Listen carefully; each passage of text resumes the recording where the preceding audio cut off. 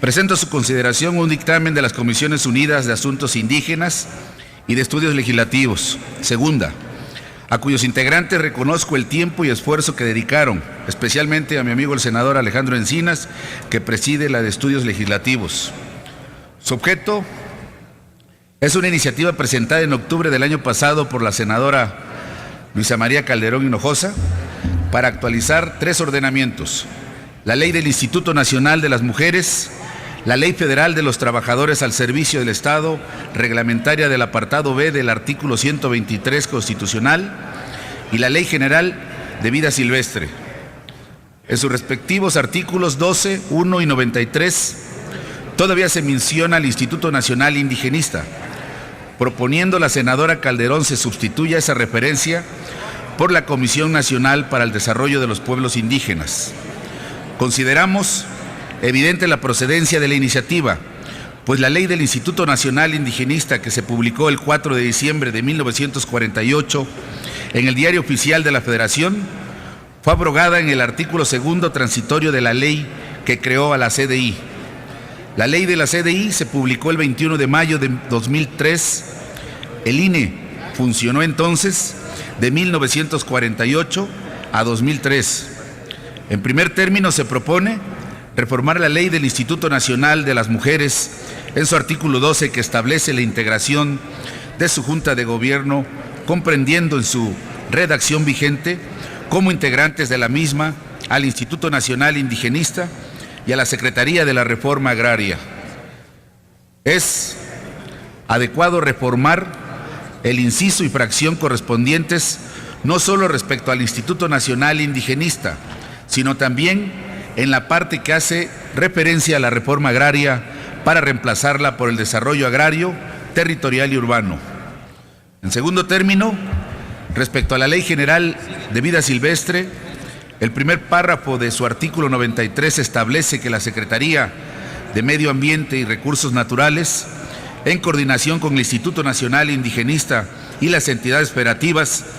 tienen la facultad de regular las prácticas y los volúmenes de aprovechamiento de ejemplares, partes o derivados de la vida silvestre para las ceremonias y ritos tradicionales de los integrantes de las comunidades. También es procedente reformar este ordenamiento para que en su referido artículo se determine que corresponde a la CDI ejercer las atribuciones que se atribuyen al INI. En tercer término, respecto a la Ley Federal de los Trabajadores al Servicio del Estado, reglamentaria del apartado B del artículo 123 constitucional, la senadora proponente hizo durante el análisis en comisiones una relevante observación en la que coincidimos. Señaló con acierto que desde 1996 existen criterios jurisprudenciales relativos a la inconstitucionalidad de su artículo primero. En efecto, el artículo primero de esta ley, vigente desde 1963, establece que dicha ley es de observancia general para los titulares y trabajadores de las dependencias de los poderes de la Unión, del Gobierno del Distrito Federal y de las siguientes instituciones: ISSSTE, Juntas Federales de Mejoras Materiales, Instituto Nacional de la Vivienda, Lotería Nacional, Instituto Nacional de Protección a la Infancia, Instituto Nacional Indigenista, Comisión Nacional Bancaria y de Seguros, Comisión Nacional de Valores, Comisión de Tarifas de Electricidad y Gas, Centro Materno Infantil Maximino Ávila Camacho y Hospital Infantil, así como de otros organismos descentralizados similares a los anteriores. De su simple lectura se advierte que varias de las instituciones que se enlistan en dicho precepto ya no existen o fueron reemplazadas o por otros organismos. Por ejemplo, el Instituto Nacional de Protección a la Infancia fue creado por decreto presidencial en 1961, reestructurado en 1975 como Instituto Mexicano para la Infancia y la Familia, y en 1977 se creó el Sistema Nacional para el Desarrollo Integral de la Familia. Y podemos hacer comentarios similares respecto a la desaparecida Comisión Nacional Bancaria y de Seguros y a la extinta Comisión de Tarifas de Electricidad y Gas y a la abrogada ley que creó el Centro Materno Infantil Maximino Ávila Camacho. Es evidente que se trata de un proyecto que requiere de una reforma, pero es de mayor trascendencia entrar al estudio de su declarada inconstitucionalidad. Es por eso que en el Pleno de la Suprema Corte en febrero de 1996 se publicó en la Gaceta del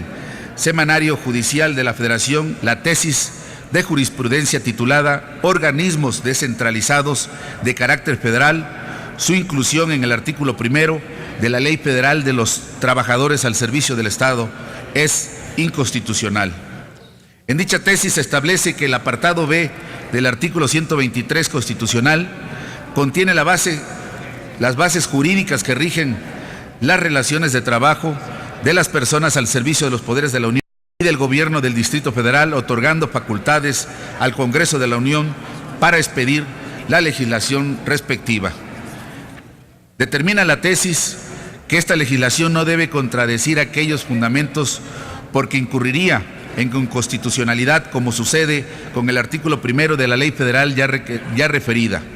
que sujeta al régimen laboral burocrático no solo a los servidores de los poderes de la Unión y del Gobierno del Distrito Federal, sino también a los trabajadores de organismos descentralizados que, aunque integran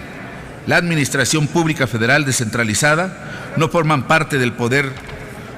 Ejecutivo Federal. Recordemos que el ejercicio del Poder Ejecutivo Federal corresponde por disposición constitucional al Presidente de la República directamente o por conducto de las dependencias de la Administración Pública centralizada, como son las Secretarías de Estado. Para concluir, señala el Pleno de la Suprema Corte que las relaciones de los organismos públicos descentralizados de carácter federal con sus servidores no se rigen por las normas del apartado B del artículo 123 constitucional, como lo establece inconstitucionalmente el artículo 1 de la ley ya citada. Por lo anterior, en nuestro dictamen proponemos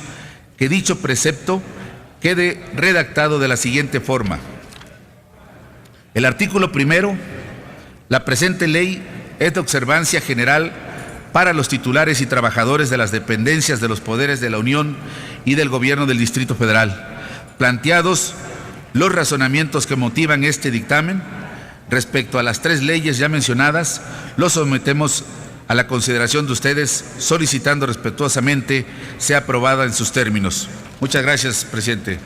Gracias, senador Eviel Pérez Magaña.